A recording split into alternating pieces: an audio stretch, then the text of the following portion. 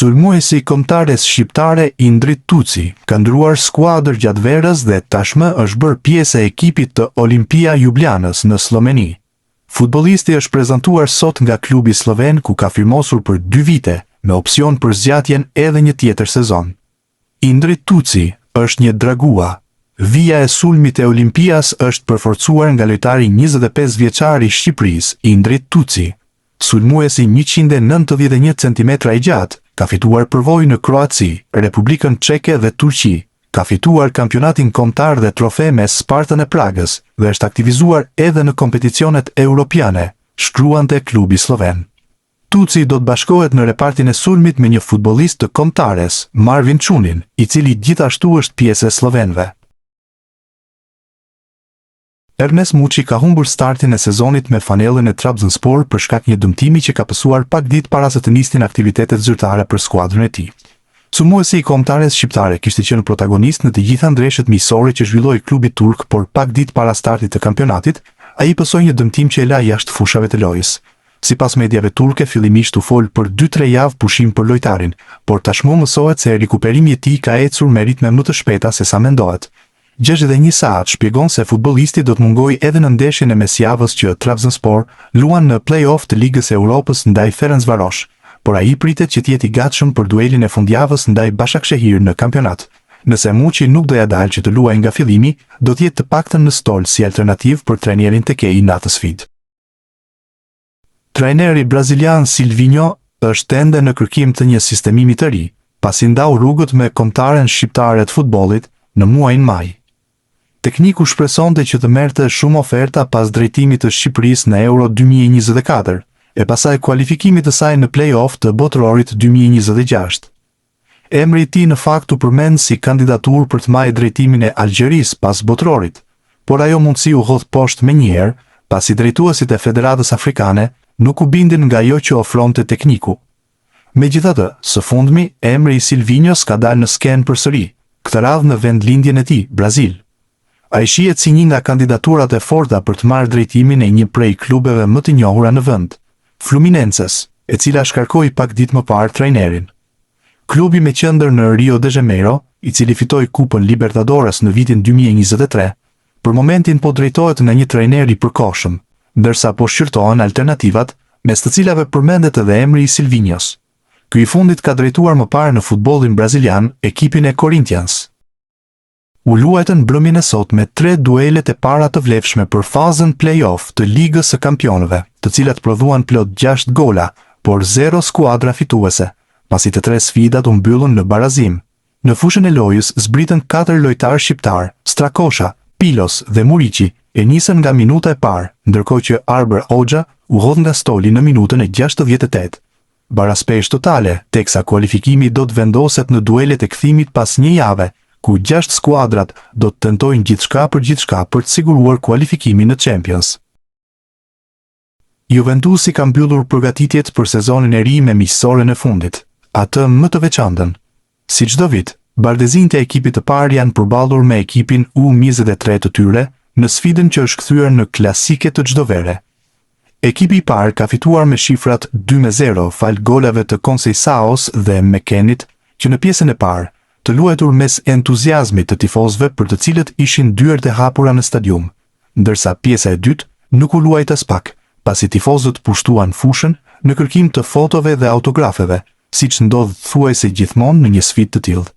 Duhet theksuar se në 45 minuta që u luajtën, titullari në radhët e Juventusit U23 ishte Armand Durimshi, i cili edhe pse vetëm 18 vjeçar, ka djegur etapat dhe shihet si një sulmues i cili së shpejti do të jetë pjesë edhe e ekipit të parë.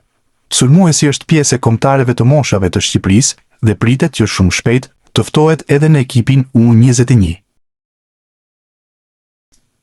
Klubi Ipswich po mundohet në të gjitha mënyrat që kthimi i radhës në Premier League të zgjas më shumë se herën e fundit, kur ishte vetëm një sezon se transit në elitën e futbollit anglez, dhe klubi ka përmirësuar ndjeshëm të gjithë qendrën stërvitore duke investuar 30 milion pound në të me sisteme të ndryshme që pritet ta ndihmojnë që të kenë një avantazh ndaj rivalëve.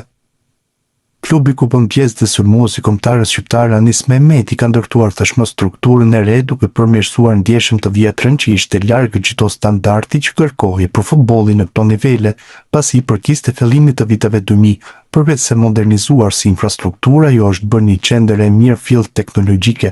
Sipas East Anglian Daily Times, klubi ka investuar dhe në tualete teknike.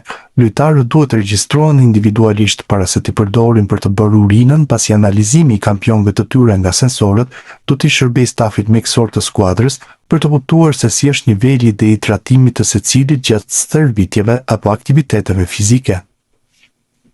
Në ambiente janë instaluar gjithashtu dhe teknologji për tharjen e shpejtë të këpucëve, siç përdoret në resortet e skive në Austri, apo edhe skaner për kockat që është sjellë nga SBA-ja, në mënyrë që të gjitha testimet të mund të kryhen që në qendrën stërvitore në rast problemesh, pa pritur dërgimin e lojtarëve në qendra shëndetësore.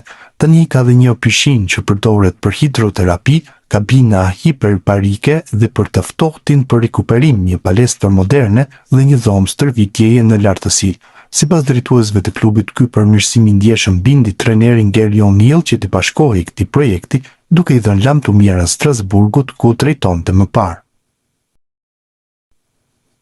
Mirlin Daku ishte protagonist në fitoren e Spartakut të Moskës ndaj Baltikës me rezultatin 2-1 në ndeshjen e vlefshme për javën e 4 të Premier Ligës ruse.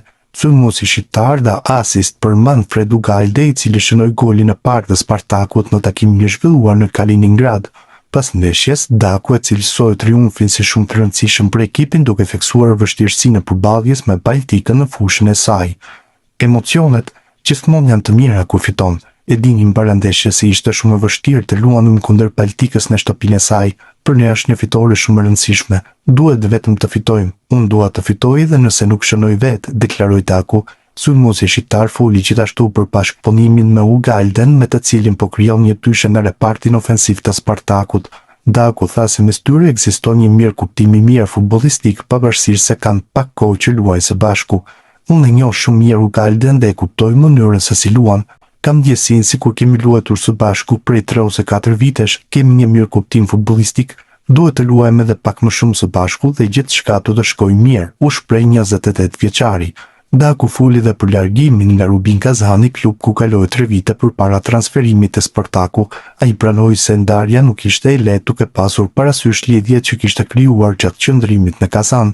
Ne të gjithë dimë se sa shumë gjëra kanë ndodhur me mua te Rubini, kam shumë miq atje dhe kam kaluar 3 vite, ndaj ishte e vështirë të largohesha. Por tani jam te Spartaku dhe dua thjesht të luaj këtu, tha Daku. Pas 4 javësh kampionat, Spartaku ka grumbulluar 9 pikë dhe renditën të vendin e 3 në tabelën e Premier Ligës ruse. Ndeshjen e radhës, skuadra Moskës do ta luajë më 23 gusht në shtëpi ndaj Zenitit. Daku ju bashkoa Spartakut gjatë kësaj vere pas largimit nga Rubini. Në 3 sezone me klubin nga Kazani, sulmuesi shqiptar zhvilloi 93 ndeshje në të gjitha kompeticionet, duke shënuar 38 gola dhe duke dhënë 13 asist. Berat Gjimshiti, tashmë është edhe zyrtarisht me dokumente një futbollist i Al Diriyah në Arabinë Saudite. Procedurat burokratike nuk kishin përfunduar, ndaj klubi i Atalantës nuk kishte shpallur publikisht divorcin me kapitenin e kombëtarës shqiptare. Por kjo ka ndodhur sot, me një postim në faqen e klubit që i ka dhënë lavdëmirën futbollistit shqiptar, i cili u bë pjesë e disa prej faqeve më të lavdishme të historisë së këtij klubi. Pas 8 sezonesh e gjysmë me Zikaltrit, Berat Gjimshiti transferohet te Al Diriyah FC. Atalanta njofton transferimin përfundimtar të Berat Gjimshitit te Al Diriyah.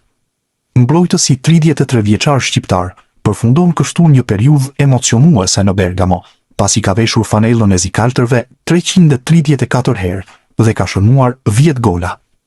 Këto shifra kanë kontribuar ndjeshëm në historinë e kohëve të fundit të klubit, duke kulmuar me trofeun e parë historik ndërkombëtar të Atalantës në finalen e UEFA Europa League më 22 maj 2024, me Gjimshitin si kapiten të ekipit. Familjet Perkasi dhe Paliuka, si dhe i gjithë klubi Zikaltër, i shprehin falenderimet e tyre të përzemërta Beratit, jo vetëm për kontributin e tij në fushë, por edhe për angazhimin, për kushtimin dhe besnikërinë e tij ndaj klubit. Ata i urojnë atij fat të mbar në këtë përvojë të re profesionale dhe për të ardhmen e tij. shkruhej në njoftimin e klubit. Taulant Seferi e ka nisur me vrull eksperiencën e tij si pjesë e Kayserispor në kampionatin turk.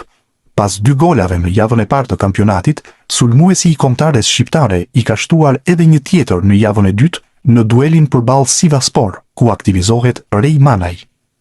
Në fundin e pjesës së parë, Seferi u bë protagonist duke shënuar golin e dytë për ekipin e tij pas një kundërsulmi të shpejtë, duke mposhtur portierin Rej Manaj. Seferi mbylli sezonin e kaluar me 17 gola të shënuar me fanellën e Bodrumspor në kampionatin e kategorisë 2 turke, ndërsa tani ka objektiv me Kayserispor që të sigurojë ngjitjen në elitë.